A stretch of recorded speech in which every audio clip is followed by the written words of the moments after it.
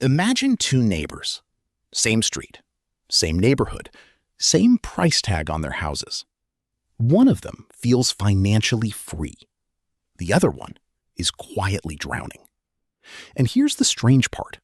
The one who's drowning, everyone around them thinks they made it.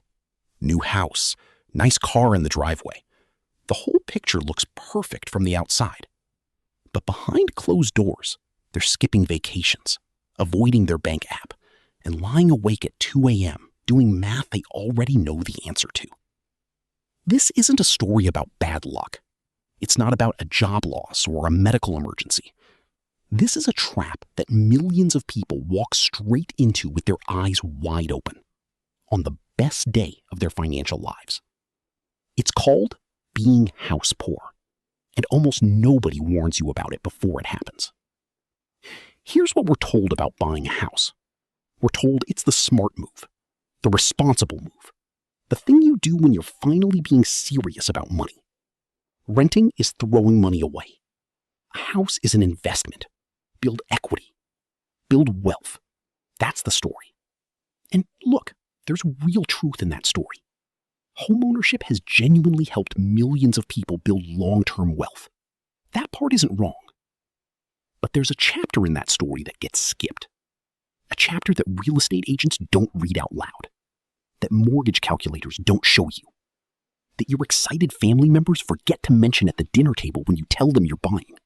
That chapter is about what happens after you buy.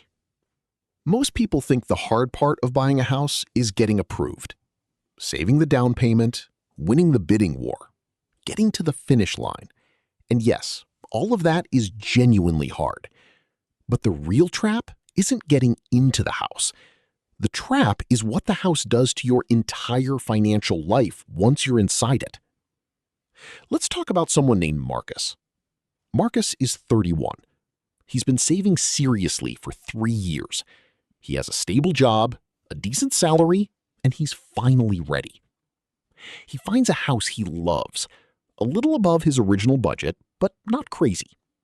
The mortgage gets approved, he signs the papers, he gets the keys. And in that moment, Marcus feels like he's won. Fast forward 6 months. Marcus has a mortgage payment. That part he expected.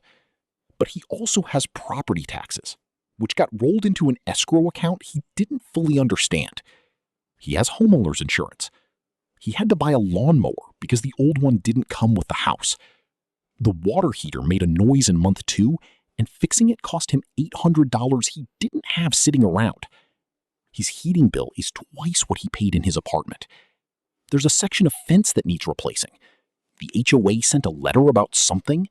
None of these things are catastrophic on their own. But together, they've completely rewritten Marcus's monthly budget. The money he used to put into savings, into investments, into just living, it's all getting absorbed by the house. And here's the psychological trap hiding inside this situation. Marcus doesn't feel like he's struggling. He owns a house. That's supposed to mean he's doing well. So instead of adjusting his lifestyle down, he keeps spending like someone who's doing well. The weekends out, the nice dinners, the small luxuries that used to feel harmless. Because cutting those things would feel like going backward. And the house was supposed to mean he was going forward. This is called lifestyle anchoring. We anchor our self-image to the biggest financial move we make. And when that move stretches us thin, we resist adjusting everything else to match, because psychologically, that adjustment feels like failure. So Marcus doesn't feel poor. He just slowly stops building wealth. Let's look at the actual numbers, because this is where it gets real. The standard rule most lenders use is that your housing costs shouldn't exceed 28% of your gross income. Gross, meaning before taxes. Which means if you earn $6,000 a month before taxes and take home maybe $4,500, a mortgage payment that sits at 28% of your gross is actually eating up closer to 37% of what actually lands in your account. Every dollar that gets absorbed by your housing costs is a dollar that isn't going into index funds, isn't going into a business, isn't building an emergency fund, isn't buying assets that produce income or grow over time. And this is where the house poor trap gets subtle and dangerous, because your house looks like an asset. It sits on your personal balance sheet. It has a value. It might even be going up in value. But if it's consuming your cash flow every single month, it's behaving like a liability. It's taking from you. It's demanding from you. And while you wait for it to appreciate, everything else in your financial life is standing still. Robert Kiyosaki, whatever you think of him, got one thing basically right. The difference between an asset and a liability isn't just what something is worth on paper. It's whether money flows toward you from it or away from you because of it. A house you can barely afford flows money away from you. Constantly. Quietly. Now here's the psychological layer that makes this so hard to escape. Once you're inside the house, the decision feels irreversible. And because it feels irreversible, people stop questioning it. They tell themselves it'll get easier when they get a raise, when the kids are older, when they refinance. There's always a future version of the situation that justifies not changing anything now. Every dollar that gets absorbed by your housing costs is a dollar that isn't going into index funds, isn't going into a business, isn't building an emergency fund, isn't buying assets that produce income or grow over time.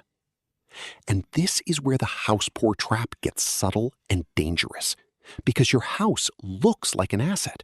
It sits on your personal balance sheet. It has a value. It might even be going up in value. But if it's consuming your cash flow every single month, it's behaving like a liability. It's taking from you. It's demanding from you. And while you wait for it to appreciate, everything else in your financial life is standing still. Robert Kiyosaki, whatever you think of him, got one thing basically right. The difference between an asset and a liability isn't just what something is worth on paper.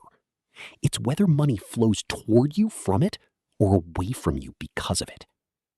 A house you can barely afford flows money away from you. Constantly.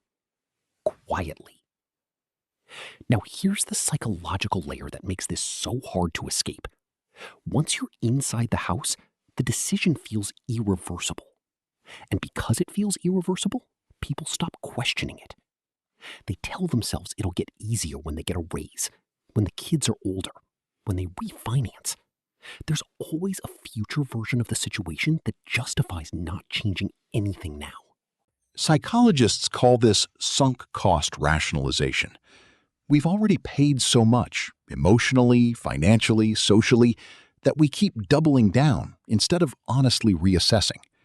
But the past cost of buying the house doesn't change what it's doing to you right now.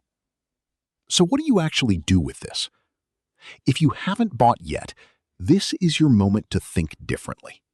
Not about whether to buy, but about how much house to buy. The question isn't what the bank will approve you for. Banks will approve you for an amount that keeps them comfortable. Your comfort is not their primary concern. The question is, what mortgage payment allows you to keep investing consistently, keep an emergency fund growing, and still live a life that doesn't feel like punishment? Run the real number, not just the mortgage. Add property tax, insurance, estimated utilities, HOA if there is one, and that 1% maintenance budget. If that total is eating more than 35 to 40% of your take-home pay, the math is working against you. Buying a slightly smaller house or waiting one more year and saving more isn't settling, it's strategy. If you're already in the trap, the first step is just seeing it clearly. Stop calling it fine because you own a home. Look at your actual cash flow. How much is actually left after all housing-related costs? Is that number allowing you to build wealth or just tread water? Sometimes the answer is refinancing. Sometimes it's finding ways to increase income. Sometimes it's genuinely hard decisions about whether this house at this price is the right house for this chapter of your life. None of those conversations are easy. but they're easier than spending a decade house poor and calling it success. The other thing to understand is the power of keeping your housing costs lean. When housing costs are controlled, say genuinely 30% or less of take-home, the rest of your financial life has room to breathe, room to compound, room to build. That's the version of homeownership that actually creates wealth over time. Not the version where you max out what you can borrow because the market is hot and the house is beautiful and everyone at brunch is impressed. Here's the thought I want to leave you with.